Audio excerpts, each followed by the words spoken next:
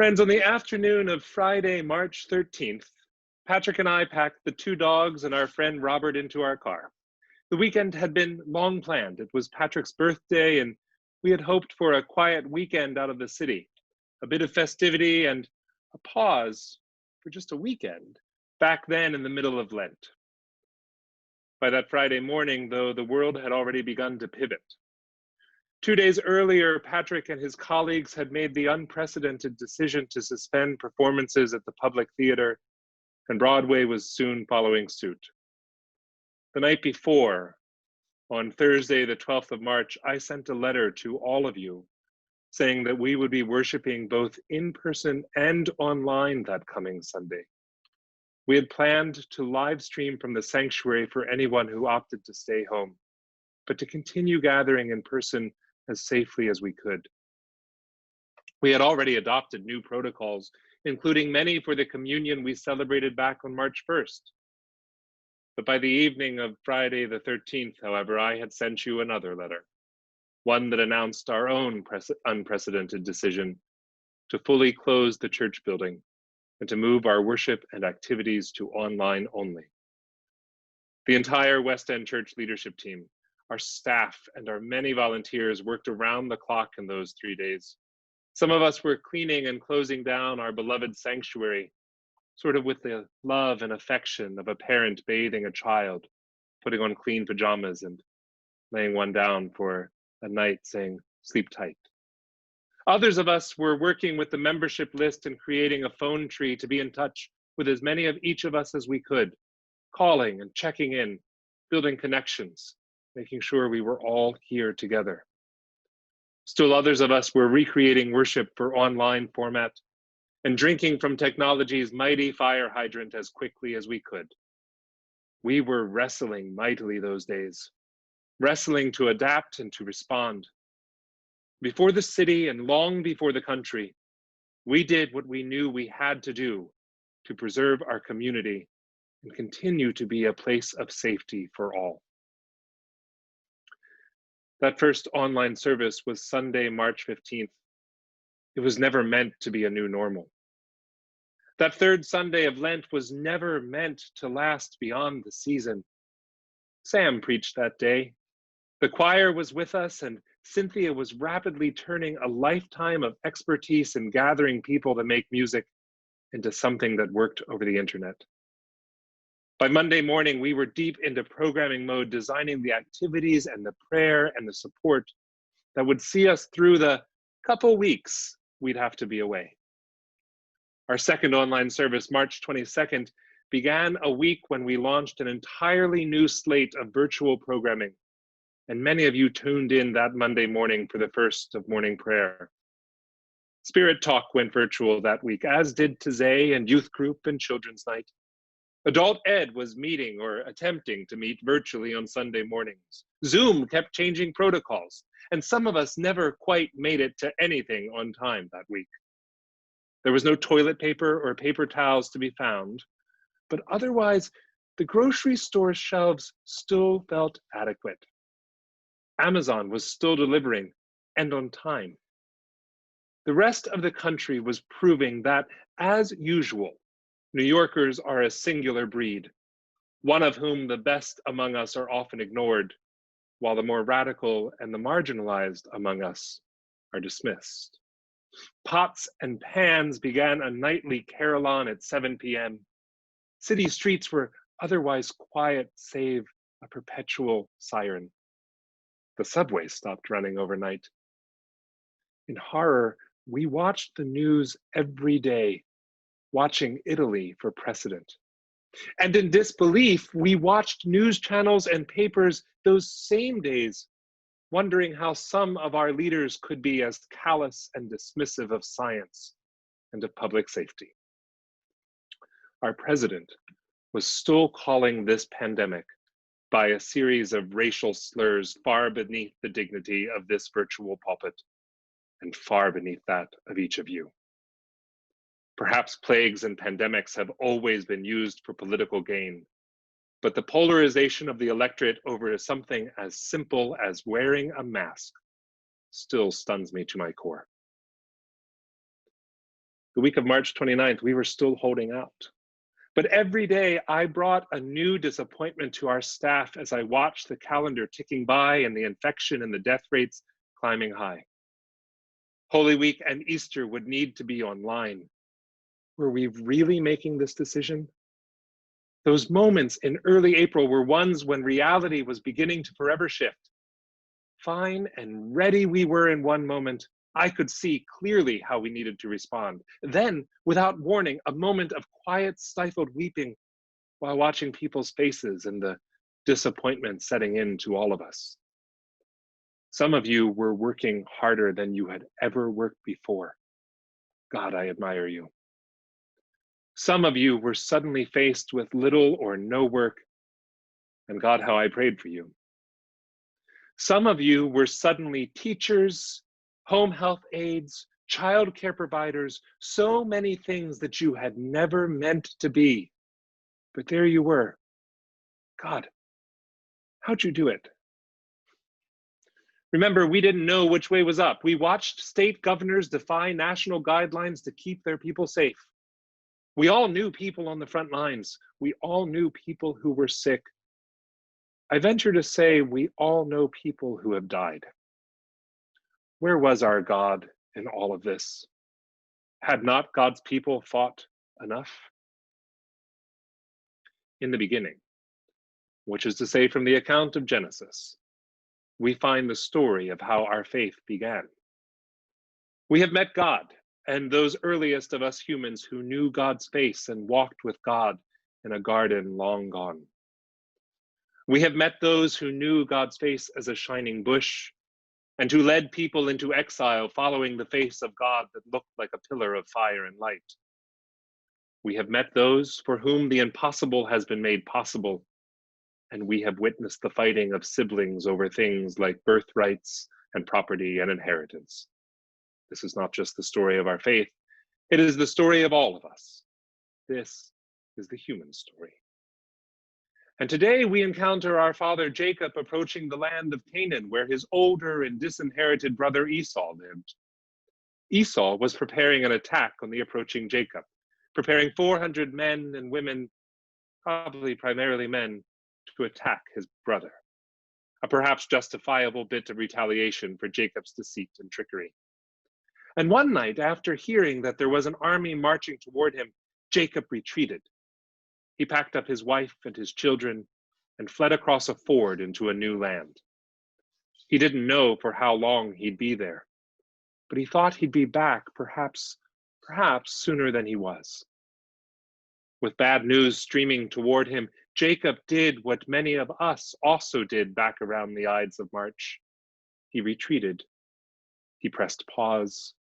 He gathered his beloveds and found a place to shelter. That first night there, Jacob didn't sleep. I doubt any of us slept well in those days. Jacob spent the night wrestling with a man who put his hip out of joint. How many of us have woken up at 2 or 3 a.m. wrestling with the unseen accuser we know by the name of worry or anxiety or dread? How mightily have you wrestled with the unknown, staying awake far too long, waking in the morning stiff with a neck or a hip slightly out of joint? I must have slept on it the wrong way, is the modern phrasing. Jacob's was more literal. But being struck by things that go bump in the night is nothing new. Do you find God in those moments? Do you ask those demons to bless you? Jacob did.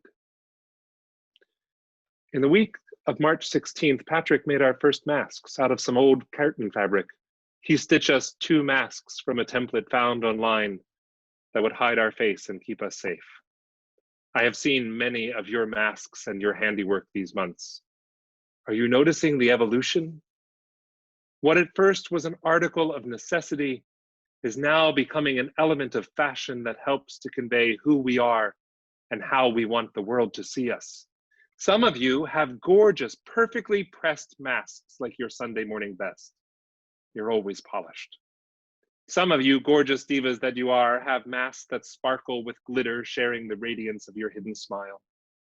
Some of you, like me, have just one mask, and Wear it like a favorite pair of jeans or the only pair of leggings that still fit day after day, figuring that no one will notice. Some of you have homemade masks, some with cheeky reverse sides highlighting your humor and good spirits. Some are the masks that are made by industry, some given by the city, some now purchased, all worn to keep yourself safe and to communicate safety and care to others. Who would have thought we'd see so much of the face of God when covering so much of our own faces with masks? The face of God, that is the face of each of us behind a mask, is the face of the ineffable just behind a veil. This is a time of great trial, and it is going to be much longer than what we thought back at the beginning of April. On Sunday, March 15th, we did the work of getting every one of us into lifeboats. The ship, as we knew it, was under attack by a strange and deadly enemy. Everyone into the boats, and we did. And over these weeks, we have tied our individual boats together, and we have witnessed the sinking of that old ship. Some of us have not made it, but many of us have. And here in our boats, our little Zoom windows on these screens, our individual quarantines or small family bubbles, it's like we're all in rowboats. And we've tied them together, and like a flotilla, socially distanced, but together we're riding these waves. Friends, I fear that dry land is not yet in sight. I fear there are more and potentially bigger waves to come. And yet here we all are, masked reflections of the face of God, here on the other side of the Jabbok Ford, and our life has been preserved. And these little, sometimes very lonely boats that we've learned to tie to one another have saved our lives. And God is in the strength of the ties that bind us. Over the coming year, we will build a new ship where all of us will one day gather again in person, and yet also in ways not yet known, because, oh, how we've grown. The old ship never really fit us all, and it certainly wouldn't now. The inequities of its decks and the divisions it created were discomforts long overdue for discarding. That old ship that was built over centuries, it carried the sins of fathers who traded in racism and patriarchy. That old ship, it had too many decks where people were forced to reside, never seeing the light of the day. And it was powered by the engines of oppression designed to hold others back in order to get ourselves ahead. If it wasn't clear in March, if it still wasn't clear at Easter, let us be clear in hindsight that the Pentecostal fire responding to the murder of George Floyd and countless others has sent that ship to the depths of the sea. Some of our fellow citizens may want it back. They want to make that unjust ship great again. It's not coming back, nor should we let it. Resurrection, which is to say the center of our faith, is about gaining new life, not about resuscitating that which is dead. Wrestling with God through the night, we will have a vision for a new life. From our rowboats, all together. It's time we build a new ship, a new place, a new world where we will all be free. In an article in the New Yorker last week, Lawrence Wright thinks about how pandemics wreak havoc and open minds. In it, he assesses that sunken ship, feeling that America could be on the verge of a much needed change. Like wars and depressions, he writes, a pandemic offers an X-ray of society, allowing us all to see the broken places. It was possible that Americans would do nothing about the fissures exposed by the pandemic, the racial inequities, the poisonous partisanship, the governmental incompetence, the disrespect for science, the loss of standing among nations, the fraying of community bonds. Then again, he concludes, when people confront their failures, they have the opportunity to mend them. In other words, when people confront the face of God in all its truth and terrifying glory, we have an opportunity to ask for blessing. Jacob did. Here, confronting the greatest society ills that built and then destroyed that great ship, we New Yorkers, we Americans, we faithful, have an opportunity to build the world we so long to see. This world that is coming is one that reflects the face of God and of God's love for humanity. A love so deep that God took on human flesh, a human face, and walked among us. The psalmist writes that she will call upon God and God will answer her. She will behold God's face in righteousness. And Jacob, who saw God face to face and has the battle wound to prove it, is blessed and is a blessing. Sitting here in our own rowboats, tied together in the spirit of love and community, what new wonders are we ready to behold? What new ship shall we build, and shall we christen her Justice, or maybe Peace, or how about the USS Equity? Are you ready to tremble at the face of God throughout the night and revel in the work that God inspires throughout the day? The year ahead will be a year unlike anything we've yet experienced. We have had a cataclysmic crisis, and some of us certainly more than others, but all of us in our own ways have been first responders. And we have all triaged, and we have all cared, and we have gotten as many as we can into these little boats. And whatever way you can, find some rest here at these late summer days at sea. For the work ahead is mighty, and is nothing less than the building of the kingdom of God while at sea. We have this time of trial as time of invention and of recreation. This is a time of blessing in the midst of striving, in the morning that comes at the end of every very long evening. May God's blessing be upon you. May you know the face of God. May you reflect it in all you say and do. Amen.